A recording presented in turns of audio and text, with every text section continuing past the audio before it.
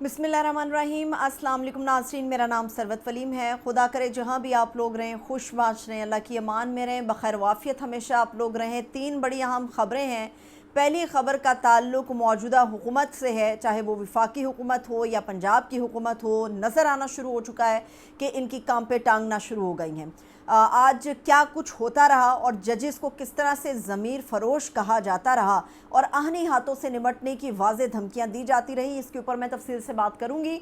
इसके अलावा अक्टूबर में एक बहुत ही अहम और बड़ी डेवलपमेंट होने वाली है। इस डेवलपमेंट का कतई तौर पे ताल्लुक़ इस चीज़ से नहीं है कि चीफ़ जस्टिस काजी फ़ाइज़ ईसा साहब रहेंगे, being chief justice of Pakistan, या फिर रिटायर हो जाएंगे, बल्कि एक बहुत बड़ी डेवलपमेंट है जो अक्टूबर में होने लगी है। और उसके बाद से ऐसा नज़र आ रहा है कि मौजूदा गवर्नमेंट में खलबली कुछ ज़्यादा मच रही है। होने क्या जा रहा है अक्टूबर में, ये आपके साथ तफसील शेयर करूँगी और ये भी बताऊँगी कि बेशर्मी की हद है। खावर मानिका को वो कहते हैं कि अब मिसाल देना शायद मुनासिब ना हो कि धोबी का कुत्ता ना घर का ना घाट का। इस वक्त खावर मानिका के कुछ ऐसे हालात हो चुके हैं, खावर मानिका दोबारा से अदालत के पास चला गया है और दोबारा से उसी चीज़ के ऊपर रोना रो रहा है अदालत के सामने, जिसके हवाले से पूरी दुनिया के अंदर जग हसाई हुई पाकिस्तान की, और खावर मानिका ने अपने माथे पे कलंक लगाया। तफसील की तरफ बढ़ते हैं, मगर सबसे पहले जहाँ पर हुकूमत की कांपे टांग रही हैं वो आपको बताते हैं कि मरियम नवाज़ ने एक तकरीब थी मॉडल बाज़ार के हवाले से, उसके अंदर वो स्पीच कर रही थी और इस स्पीच में मॉडल बाज़ार के हवाले से चीज़ें कम और अपनी हुकूमत के हवाले से चीज़ें बहुत सारी थीं।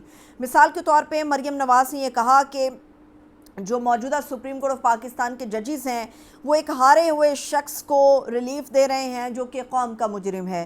पहले तो ये साबित करना होगा कि इमरान खान वाकई हारा हुआ था, क्योंकि अभी तक जो पीटीआई का दावा है, जो लोग सपोर्ट कर रहे हैं उनको, और जो इंटरनेशनल सर्वेज़ आ रहे हैं, जो आलमी सतह पर करारदादें सामने आ रही हैं, उसके मुताबिक इमरान खान एक हारा हुआ नहीं बल्कि एक जीता हुआ शख्स है। फिर मरियम नवाज़ कह रही हैं कि वो कौम का मुजरिम है जिसको मुसल्लत करने की कोशिश सुप्रीम कोर्ट के मौजूद जजेस कर रहे हैं। तो वो कौम का मुजरिम कहाँ से हो गया, किस चीज़ का नाम कौम रखा गया? क्योंकि हमें जो पता है कौम के हवाले से, उसमें से अगर 6 लाख वोटर, 6 करोड़ वोटर थे, तो उसमें 3 साढ़े 3 करोड़ वोटर ऐसा था उस कौम का जिसने इमरान खान को अपना हीरो समझते हुए, लीडर और मसीहा समझते हुए अपना वोट कास्ट किया था। पहले तो दुरुस्तगी इस बात की करें। दूसरी बात उन्होंने कहा है कि पाकिस्तान तहरीक इंसाफ जो कि पार्लियामेंट के अंदर लाई जा रही है, जो बेसिकली तो एग्जिस्ट ही नहीं करती सियासी पार्टी के तौर पे, तो सुप्रीम कोर्ट के जजेस ने वाज़े तौर पे इनको रिलीफ दिया है। जो नहीं मांगा गया वो भी पीटीआई को दिया गया है। जिन लोगों ने पहले अपने बयान हल्फी जमा कराए उनको दोबारा से कहा जा रहा है कि आप दुरुस्त बयान हल्फी जमा कराएं और पीटीआई के प्लेटफॉर्म से आप लोग जमा कराएं। मामला ये है कि पीटीआई पार्लियामेंट की एक पॉलिटिकल जमात है और रहेगी। उसकी सबसे बड़ी वजह है कि सुप्रीम कोर्ट के जिन चीज़ों के हवाले आप दे रही हैं या मौजूदा गवर्नमेंट दे रही है, उसके अंदर including chief justice of Pakistan, जिनका झुकाव मौजूदा गवर्नमेंट की तरफ समझा जाता है, वो चीफ़ जस्टिस और बाकी के पूरा बेंच जितना भी था, वो ये सब इस बात पे कायल थे कि इलेक्शन कमीशन ऑफ पाकिस्तान ने बल्ला छीनने का जो फ़ैसला था उसकी तशरीह अपने अंदाज में गलत तरीके से की। कहीं पर यह बल्ला छीनने के बाद वाज़ेह नहीं किया गया था कि पीटीआई एक पॉलिटिकल जमात नहीं है। ये इलेक्शन कमीशन ने अपने ज़ाती इख्तियारात से तजावुज़ करते हुए पीटीआई के तमाम उम्मीदवारों को आज़ाद उम्मीदवार डिक्लेयर कर दिया था। तो ये तो बहुत बड़ा झूठ है कि पीटीआई एग्जिस्ट नहीं करती और पार्लियामेंट की पॉलिटिकल पार्टी नहीं है। ये इलेक्शन कमीशन की वारदात थी जो पकड़ी गई है और जजेस ने उसकी समत जो है उसको दुरुस्त कर दिया है। फिर मरियम नवाज़ ने बाकायदा तौर पे जो है वो धमकी लगाई जजेस को, उनको ज़मीर फ़रोश का, और ये कहा कि आप अगर एक हारे हुए या कौम के मुजरिम को मुसल्लत करने की कोशिश करेंगे या अगर आप हमारी हुकूमत के अंदर रखने डालने की कोशिश करेंगे तो फिर आहनी हाथों से निपटा जाएगा। मतलब अब ये मकाम आ गया है कि जजेस को खड़े होकर धमकियाँ लगाई जाती हैं। मरियम नवाज़ ही थी जिनके जलसों में अक्सर ये नारा लगता था कि ये जो दहशत गर्दी है इसके पीछे वर्दी है। क्या मरियम नवाज़ ये भूल गई हैं? इसके अलावा मरियम नवाज़ी के तो जलसों में ये हुआ करता था कि जजेस की तस्वीरें लगा कर लोगों को दिखाया जाता था, गालियां दी जाती थी और लोगों को कहा जाता था कि ये वो ज़मीर फ़रोश लोग हैं जिन्होंने आपके कायद नवाज शरीफ को सज़ा दी, सज़ा सुना दी, हमारे ख़िलाफ़ इंतकामी कार्रवाइयाँ की। आज बात इतनी बढ़ गई है कि बाकायदा तौर पे जजेस को आहनी हाथों से निमटने की उन्हें धमकियाँ दी जा रही हैं, उन्हें ज़मीर फ़रोश कहा जा रहा है। इसी वजह से वो तमाम लोग, वो तमाम न्यूट्रल लोग जो ये बार बार बात करते हैं کہ جب ایک دفعہ آپ کے گریبان پہ یا ججز کے گریبان کی طرف ہاتھ آتا ہے یا انگلی اٹھا کر آپ کی تصدیق کی جاتی ہے تو پہلے دن ہی اگر آپ لوگوں نے ان کا جو قبلہ درست کر دیا ہو تو اگلی مرتبہ اس حد تک نہ جانا پڑے۔ یہی کچھ فیصل واوڈا کے کیس کے اندر ہوا، جہاں پر انہوں نے ججز کو دھمکیاں لگائیں کہ تمہاری پگڑیوں کا فٹ بال بنا کر ہم کھیلیں گے۔ یہ فیصل واوڈا نے دھمکی لگائی مگر عدالت کے اندر ان کو معاف کر دیا گیا۔ مریم نواز اور ان کے خاندان نے ججز کے اوپر جو کچھ بھی کیچڑ اچھالا، بجائے اس کے کہ عدالتیں ان کو بلاتی، توہین عدالت کے زمرے میں بلاتی یا کوئی بھی سزا سناتی، ان کو ایک ریلیف دیا گیا، انہیں معاف کیا گیا، تو اس کا نتیجہ آج یہ ہوا کہ ججز کو واضح طور پہ کھڑے ہو کے دھمکیاں لگ رہی ہیں کہ اگر آپ نے ہماری حکومت نہ چلنے دی یا رکھنا ڈالنے کی کوشش کی یا عمران خان کو مسلط کرنے کی کوشش کی تو ہم آپ لوگوں کے ساتھ آہنی ہاتھوں سے نمٹیں گے۔ یہ تو ہو گیا عدالت کا معاملہ، لیکن مریم نواز کتنی بوکھلائی ہوئی ہیں صنم جاوید جیسے ایک ادنا کارکن سے۔ تو اب چیزیں نظر آ رہی ہیں اور واضح ہو رہا ہے کہ جو پی ٹی آئی اور پی ٹی آئی کا ووٹر یہ بار بار بات کرتا ہے کہ صنم جاوید سے مریم نواز خوفزدہ تھی اور اسی لیے بغیر ثبوت کے ایک لمبے عرصے کے لیے ان کو جیل میں یا پنجاب میں خوار کرایا گیا، اور یہ سارا کچھ مریم نواز کے حکم پہ ہوا۔ ایک وزیر اعلیٰ کو یہ زیب بھی نہیں دیتا کہ وہ اتنی بڑی ایک تقریب ہے، سرمنی ہے، کسی بھی چیز کی ہے، لوگوں سے آپ بات کر رہی ہیں، اپنی گفتگو میں عمران خان سے ہوتے ہوئے آپ صنم جاوید تک آ گئیں۔ یہ ظاہر کرتا ہے کہ صنم جاوید کا خوف وزیر اعلیٰ پنجاب مریم نواز محسوس کرتی ہیں۔ یہ چیزیں ظاہر کرتی ہیں کہ صنم جاوید جیسے ادنا کارکن بھی اٹھا کر یہ مینڈیٹ چور حکومت جو ہے اس کی کانپیں جو ہیں وہ ٹانگنے کی کوشش کریں گے تو یہ سب کچھ ممکن ہو سکے گا۔ مریم نواز نے یہ واضح کر دیا کہ حقیقت میں وہ عمران خان تو الگ، لیکن وہ اصل میں صنم جاوید جیسے ادنا کارکن جو اپنے حوصلے اور عزم میں ڈٹے ہوئے ہیں وہ ان سے بھی خوف زدہ ہے۔ یہ ہو گئی بات مریم نواز کی، لیکن اس کے علاوہ جو اب آ جاتے ہیں پنجاب سے نکل کے خواجہ آصف صاحب کی طرف۔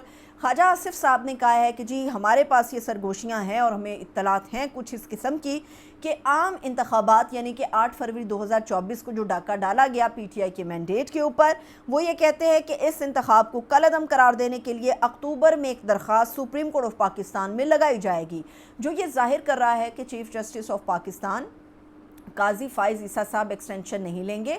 ان کے بعد آنے والا اگلا چیف جسٹس، میں کسی کا نام نہیں لوں گی، اگلا چیف جسٹس جو ہے وہ اس درخواست کو سماعت کے لیے مقرر کرے گا کہ عام انتخابات کالعدم ہوں گے یا نہیں ہوں گے۔ اس کا کیا کٹا کٹی نکلے گا، کیونکہ ہمارے سامنے امریکہ کی قرارداد ہے، اقوام متحدہ کی قرارداد ہے اور بیشتر انٹرنیشنل کنٹریز سے یہ ایک پریشر بلڈ ہو رہا ہے کہ آپ نے 24 کروڑ عوام کے مینڈیٹ یا ان کے مستقبل کو داؤ پر لگانے کی کوشش کی تو آخر کیوں کی؟ کیا یہ جمہوریت ہے یا پھر ڈکٹیٹرشپ ہے؟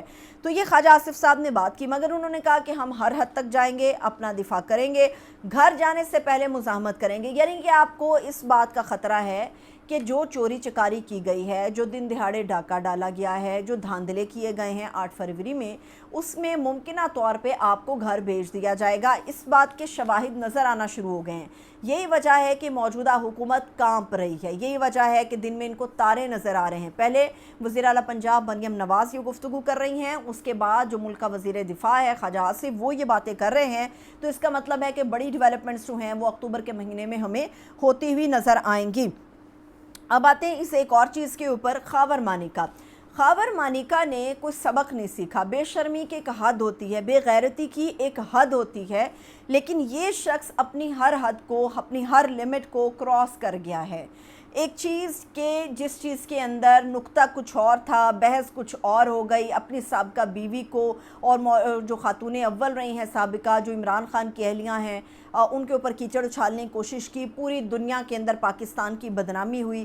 جہاں جہاں اسلام اس وقت موجود ہے دنیا میں، وہاں وہاں اسلام کی بے عزتی اس آدمی کی وجہ سے ہوئی۔ لیکن سمجھ سے بالا ہے کہ عدالتیں ایسے شخص کو یا ایسے لوگوں کی درخواستوں کو انٹرٹین کیوں کرتی ہیں۔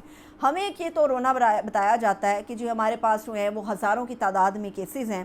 جب اس قسم کے بوگس بے بنیاد کیسز لے کے عدالتیں اپنا وقت ضائع کریں گی تو جو اصل سائلین ہے، جن کے مقدمات یا جن کے کیسز کا فیصلہ ہونا ہے یا جن کو انصاف مہیا کرنا ہے، ان لوگوں کو انصاف کبھی مہیا نہیں ہو سکتا۔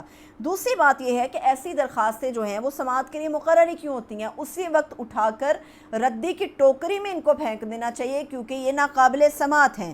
پھر اس کے علاوہ جو شخص بار بار عدالتوں کا وقت ضائع کرنے کے لیے خاور مانیکا پہنچ جاتا ہے تو عدالت اس کو یا تو جرمانہ عائد کرے، توہین عدالت لگائے، اس کو کوئی سزا دے، تاکہ اس کو دوبارہ یہ جرت نہ ہو کہ کبھی ایک عدالت میں وقت ضائع کرنے یہ آدمی پہنچتا ہے، کبھی دوسری عدالت میں، یا تو یہ واضح بتائے کہ یہ اپنی مرضی کا فیصلہ چاہتا ہے، عدالتوں کے اندر بار بار جانے کی وجہ کیا ہے، اور ایک چیز جب عالم اس کو حل کر سکتے ہیں تو آئین اور قانون کے دائرے میں لاتے ہوئے ہماری عدالتوں کے وقت کو ضائع کرنے کا کیا جواز بنتا ہے۔ تو میرا خیال ہے یہ ٹرائل کورٹ کے فیصلے کے خلاف اسلام آباد ہائی کورٹ میں خاور مانیکا نے دوبارہ سے درخواست دائر کر دی ہے۔ امید ہے کہ پہلی پیشی پہ اسلام آباد ہائی کورٹ اٹھا کر اسے ردی کی ٹوکری کی نظر کر دے گا۔ مجھے اجازت دیجیے، اپنا بہت سا خیال رکھیے، خدا حافظ۔